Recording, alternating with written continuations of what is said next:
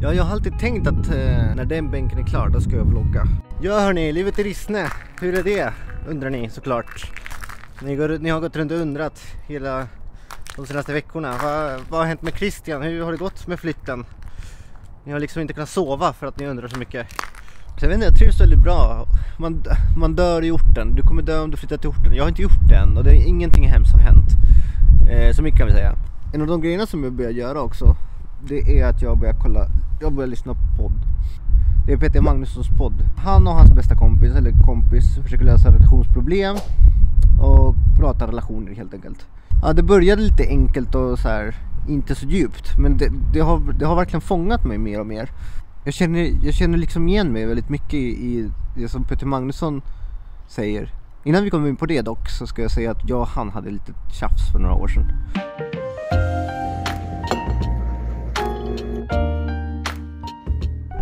Jag gick runt där i Valhallavägen och jag såg honom och han joggade. Och han var typ min största idol. Jag har alltid älskat Peter Magnusson och hans humor.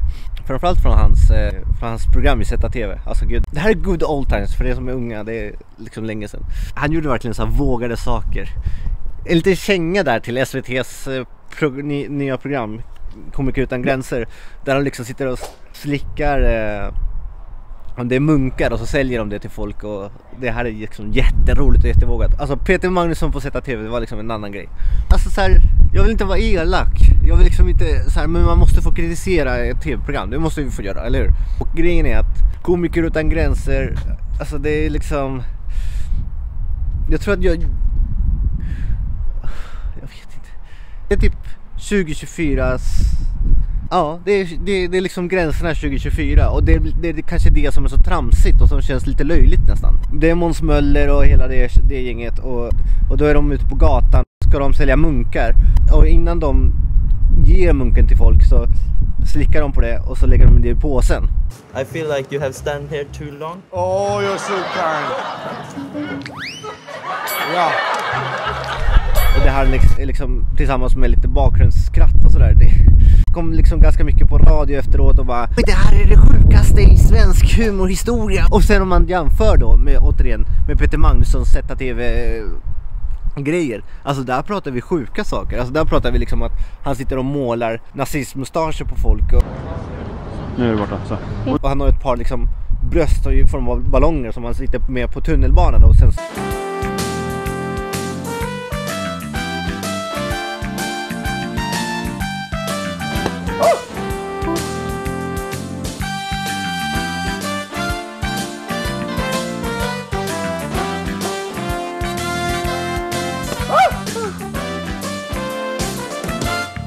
Jag fattar så här, tider förändras och bla bla bla, men vet inte, jag har liksom inte vant mig. Jag har insett att jag gillar när humorn är lite edgy, lite på gränsen, lite så här, fan nu jävlar, nu kör vi. Finns ju någonting med att våga säga det som ingen vågar säga och säga det och använda humor som verktyg för att kunna bemöta de här svårigheterna, de här svåra problemen. Och när vi inte längre kan prata om saker och ting, när det bara blir så här att allting blir lite så här någon censurerad barnvänlig version av allting. Det vet jag fan alltså. Vad tycker ni? Vart står ni här i den frågan?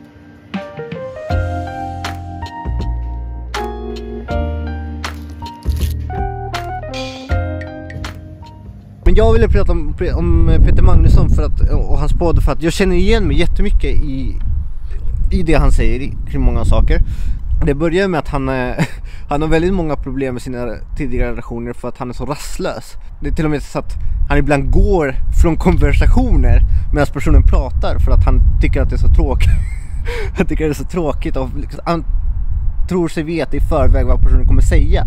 Sen i avsnittet efter det så förklarar han att det är för att han känner att allting går så fruktansvärt långsamt. Och jag tänker att min tidsuppfattning är som en flugas. Ibland om man pratar så tänker jag att jag liksom, det går så fruktansvärt, jag upplever att världen går så otroligt långsamt va. Och då är det bäst att bara gå till ett annat rum. Och där kan jag verkligen relatera. Alltså jag kan verkligen så här, ni vet, jag kan sitta vid datorn och vänta på att ett program laddas och så kan jag liksom börja slå på saker för att det går så fruktansvärt långsamt. Så när han sa det, då var det så här, jävlar, du och jag kan vara vänner. Trots att, just det, han aldrig berättat den där storyn. Oh my god, jag bara hoppar fram och tillbaka. Är det här rörigt? Jag gick runt på Valhallavägen eller vad det var. Och så såg jag Peter Magnusson jogga. Och så sa jag, gud Peter, kan vi ta en bild, en selfie? Och han svarade med så här, Och jag skrev till honom på Instagram och bara, du, hur kunde du göra sådär? Jag är ditt största fan, bla bla bla bla. Och han svarade tillbaka liksom, du måste förstå, jag måste ha egen tid och sådär, bla bla, vi har ursäkt, bla bla. Och jag liksom svarade, jag bara, men det ger inte rätt att bla. Alltså det blev ganska så här en lång jävla tråd. Jag vet, men nu skriver jag istället till honom typ om den här podden och bara, fan vad jag känner igen mig i det du säger. För att grejen är så här. Och för er som har hängt här ett tag, det var någon blogg som jag la upp för ett år sedan när jag precis hade börjat min relation. Där jag pratade mycket om hur mycket ångest jag hade och hur svårt det är för mig att inte... Jag har mycket ångest i en relation och jag tar upp väldigt mycket saker. Och Peter Magnusson pratade just om det, om att han själv som sagt pratar sönder relationer och tar upp mycket saker. Och de diskuterar mycket på det, så här, ja, men ska man prata, ska man inte prata? Är par som inte pratar alls, är de lyckliga eller är det liksom bara allting på låtsas liksom? Och så är det bara att de liksom trycker ner alla bekymmer och ångest liksom. Och med att prata menar jag liksom så här, ja men ta upp saker. Ja men du, jag känner mig lite ledsen när du gör sådär, eller vet du vad, jag får jättemycket ångest när det blir så här, eller du, kan vi försöka, jag känner att jag har behov av lite mer av det här och så vidare. Och det är liksom en balansgång tror jag då. Hur mycket sånt man tar upp. Hela relationen kan liksom inte vara en ständig terapi. Samtidigt som man kan inte heller trycka undan saker och inte ta upp någonting alls. För det är nog det som de diskuterade mycket. Peter menade på att men det kanske finns par som är lyckliga som bara är. Kan inte det få vara så? Kan man inte han blir avundsjuk på liksom det paret som bara går runt och lever och är lyckliga. Jag tänker inte så jävla mycket kanske. Jag vet inte, men jag tror istället att jag tror inte att det är så. Jag är så cynisk. Jag är cynisk nog och tänker att par som går runt och liksom bara är och bara lever har istället en massa undantryckta saker som förr eller senare kommer att explodera. Och det är därför jag tror att folk gör slut och folk är otrogna, för att det ligger för mycket saker som är osagda. Men det är bara jag. Vad tror ni? Tror ni jag har fel?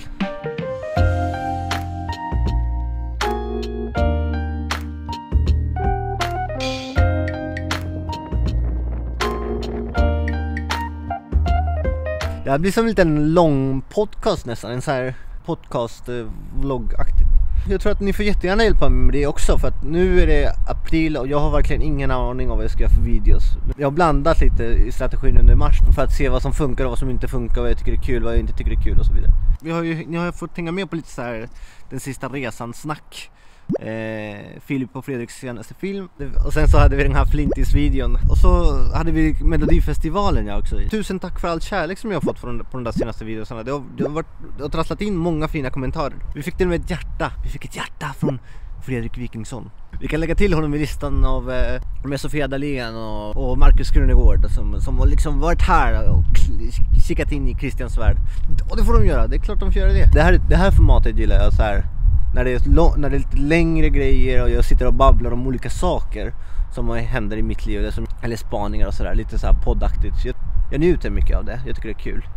Men ni får jättegärna säga vad ni tycker. Jag vet att det inte är så aktivt där i kommentarsfältet, men om ni får tankar och känslor, idéer, så får ni jättegärna säga vad ni gillar, vad ni inte gillar, vad ni tycker om, vad ni inte tycker om. Det är lite olika, jag har hört lite olika saker. Det är många som gillar det här vardagslivet, liksom, mer sånt. Det är några som gillar när de åker någonstans och det händer mycket. Det är några som gillar så här långa vloggar, det är några som gillar korta. Så jag fattar att det är olika, men skriv gärna.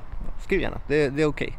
Och skriv privat om du känner att det är lite läskigt att vara där i kommentarsfältet bland främlingar. Ja, hörni, ska vi säga så?